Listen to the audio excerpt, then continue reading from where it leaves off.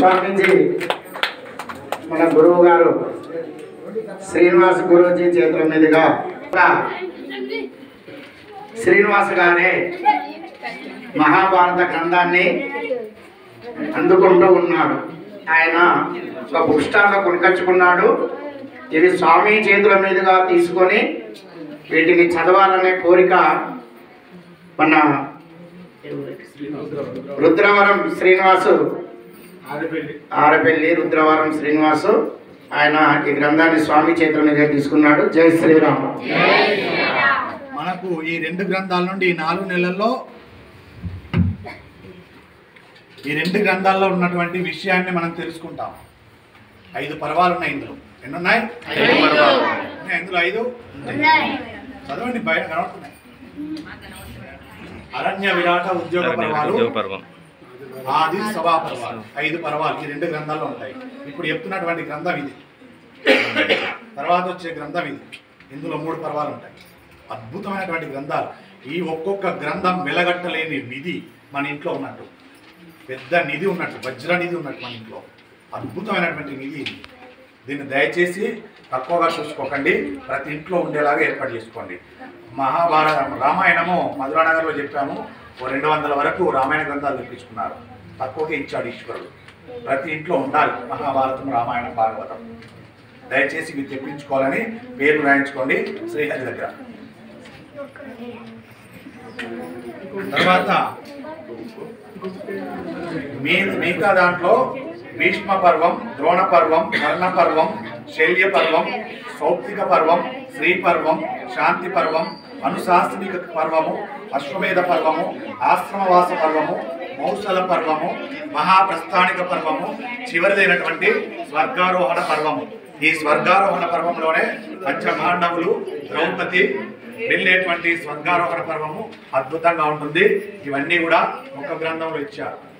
ఇది మనకు సమయం కలిసి వస్తే మరొక రోజు పెట్టుకుందామా, దీన్ని ఇలాగే కంటిన్యూ చేసుకొని ఈ పరిపూర్ణంగా చేసుకుందాం అనేది చివరిలో చూద్దాం. పరమేశ్వర అనుగ్రహం. మీరు ధన్యులు, మీ జన్మ ధన్యం. జై శ్రీరామ్. స్వామీజీ మన గురువు గారు శ్రీనివాస గురూజీ చేతుల మీదుగా శ్రీనివాస గారే మహాభారత గ్రంథాన్ని అందుకుంటూ ఉన్నాడు. ఆయన ఒక బుక్ స్టాల్లో కొనుకొచ్చుకున్నాడు. ఇది స్వామి చేతుల మీదుగా తీసుకొని వీటిని చదవాలనే కోరిక మన రుద్రవరం శ్రీనివాసు ఆరపల్లి రుద్రవరం శ్రీనివాసు ఆయన ఈ గ్రంథాన్ని స్వామి చేతుల మీద తీసుకున్నాడు. జై శ్రీరామ్. మనకు ఈ రెండు గ్రంథాల నుండి 4 నెలల్లో ఈ రెండు గ్రంథాల్లో ఉన్నటువంటి విషయాన్ని మనం తెలుసుకుంటాం. 5 పర్వాలు ఉన్నాయి ఇందులో. ఎన్ని ఉన్నాయి? 5 పర్వాలు. ఇందులో 5 చదవండి, బయట కనబడుతున్నాయి. అరణ్య విరాట ఉద్యోగ పర్వాలు, ఆది సభా పర్వాలు, 5 పర్వాలు ఈ రెండు గ్రంథాల్లో ఉంటాయి. ఇప్పుడు చెప్తున్నటువంటి గ్రంథం ఇది, తర్వాత వచ్చే గ్రంథం ఇది.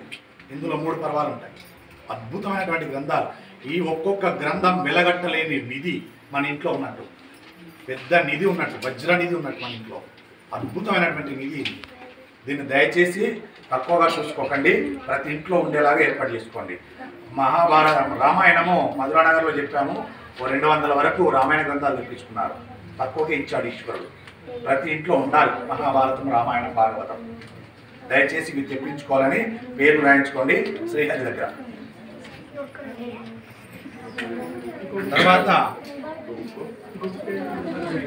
మిగతా దాంట్లో భీష్మ పర్వం, ద్రోణ పర్వం, కర్ణ పర్వం, శల్య పర్వం, సౌప్తిక పర్వం, శ్రీ పర్వం, శాంతి పర్వం, అనుశాసనిక పర్వము, అశ్వమేధ పర్వము, ఆశ్రమవాస పర్వము, మౌసల పర్వము, మహాప్రస్థానిక పర్వము, చివరిదైనటువంటి స్వర్గారోహణ పర్వము. ఈ స్వర్గారోహణ పర్వంలోనే పంచపాండవులు, ద్రౌపది వెళ్ళేటువంటి స్వర్గారోహణ పర్వము అద్భుతంగా ఉంటుంది. ఇవన్నీ కూడా ఒక గ్రంథంలో ఇచ్చారు.